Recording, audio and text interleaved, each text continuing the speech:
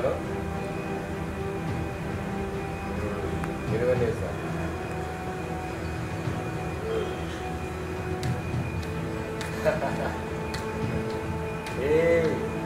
Bamwibutse kabisa. Nagira ngo tuvugane tuzahurire hahandi tujya duhurira. Hari business ushaka ko dupanga.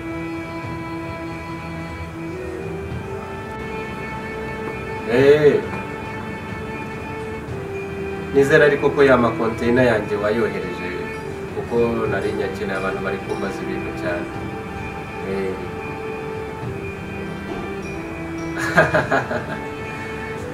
Niyo mpamvu rega nkwemera.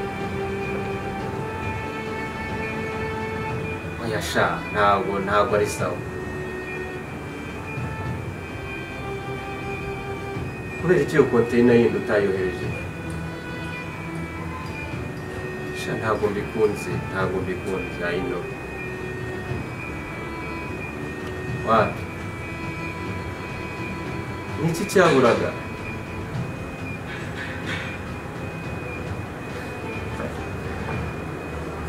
Okay, ntacyo unyongereho izindi ebyiri basi zizana n'iyo ngiyo zize mu byiciro nyuma y'ukwezi rirabi ngeze mu ndakeka.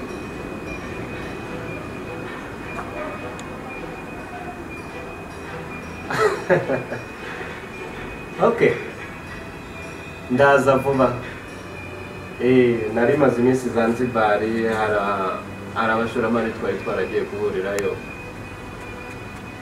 Niyo mpamvu utambonye. Nyeke ko sekreteri yakuvugishije. Okay.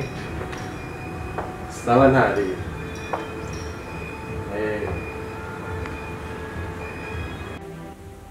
Ese bameze bite mwana? Shafresh kabisa.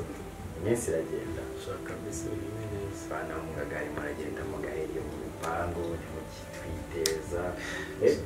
Shawapi mani nakazi kawa katuriye mani. Akazi ntago katuma abantu gacinga n'amaniga yawe y'ahungu rya nk'igihe twa duherukanye.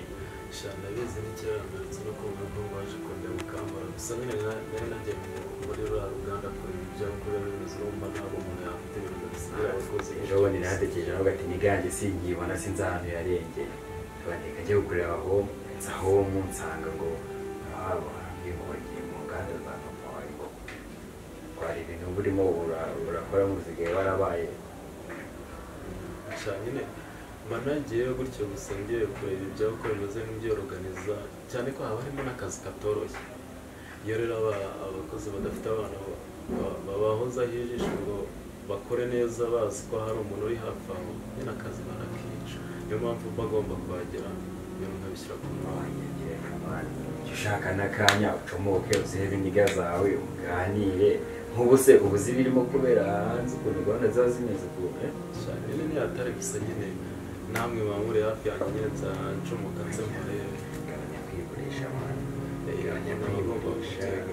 Erega mani na ziriya bizinesi nazo umuntu aba agomba kuzibonera umwanya cyane ubona ababonera cyane ko hari amani niho bahava amafaranga azamufasha agafasha n'umuryango wanjye ndetse n'abana baba bakeneye akazi.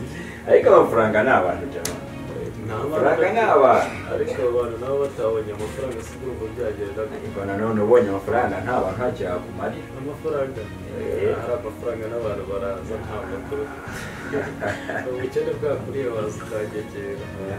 Mwana w'umugabo ariko mubaye mpamvu ifaranga ni byose ariko rero ifaranga nyine urahindura kumenya kuri gomba kugira amafaranga suzariye mani si amafaranga gusa nyine n'akazi kaba gakenewe hatari bihagije urumva ntaretse kapfa kandi gapfuye urumva ni byinshi byakangirika gashobora gupfa akantu kamwe ugasanga ibintu byose byarashoyemo hariya byose byangiritse. Wakumva ukuntu ukora nk'umutima ushobora kugira ngo n'uwakisakaza asize akarangije n'uwakisakaza niyo yakarangije mani jya unyaruka utarabuke ureke kwiga ngo mu kazi ngo mu gitondo mu kazi umugoroba mu kazi kuruhuka mani ni muri weekend.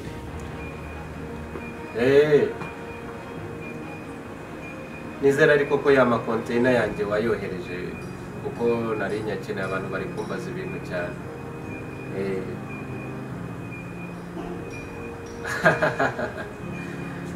Niyo mpamvu rega nkwemera. Oya sha, ntabwo ari sawa.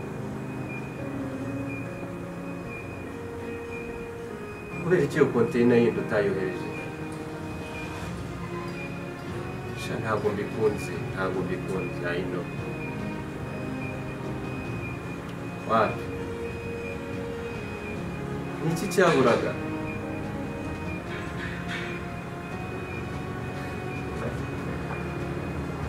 Okay, ntacyo unyongereho izindi ebyiri basi zizana n'iyo ngiyo.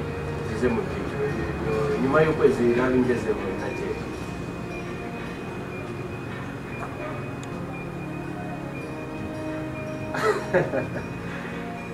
Okay. Ndaza vuba. Nari maze iminsi Zanzibar, hari abashoramari twari twaragiye guhurirayo. Niyo mpamvu utambonye. Nyeke ko sekreteri yakuvugishije. Okay. Sawa ntari.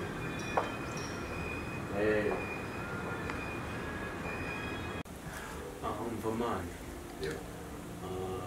Hari ikintu nanibagiye kukubwira.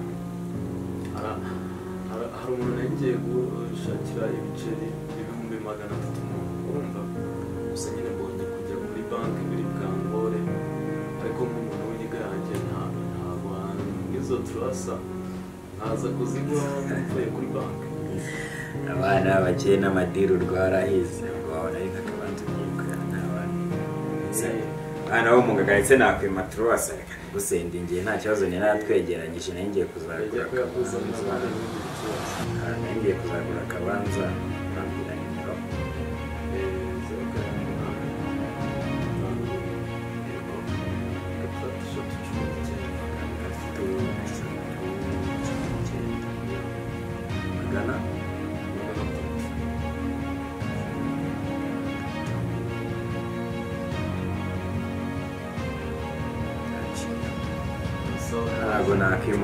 Ntabwo nakimudufa kana munga gase na miliyoni mutunze. Ndabizi ko tutafata urwasa nanjye. Ni nko gusa kuri wowe. Birenze ma. None se ma. Sister wawe ko ntari kumubona cyagenze gute? N'agatima kaba gati. Ariko sister tumaze kuvugana mu kanya. Kumbwira ko ari mu kuza ko aka kanyishora kujya ku Masanga. Mana kawa kumwe. Ntugire Imana nyine baragusanga. Ariko nuhusha nyine. Stress z'akazi ko cyari korana mu kumwe. Sibyo mba nkubwira se ugomba gushaka undese waba utabonera umwanya maniga yawe kandi umwanya sheri wawe. Se uwo mwana uza umwanya ugomba kuboneka ku musheri Imana ntabwo bizi. Buryo komeze ibyo ushobora kuzareba nk'uruke kururabo. Bane wabonye se utabagwa nuko nawe ni sister wawe ugutuye. Ndumva umutima wawe utera umusanga mu kanya ubwo utangiye kumuvuga ubona yinjiye. Bibaye byiza yaza. Yizi by'abakundana n'agatima kare gutera abona yamenye ko wageza. Cyamfasha cyane kuko nagenda nanjye ndimugisha.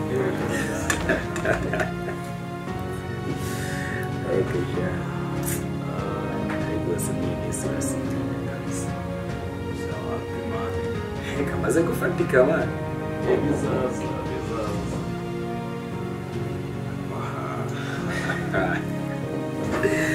tukivuga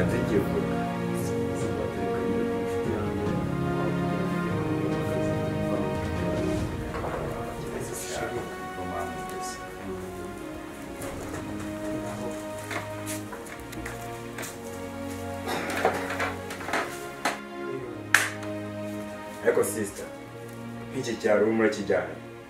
Ibintu narimo kumva ngo sheri wawe. Ni iki utarimo kumva? Ngo ni sheri wawe.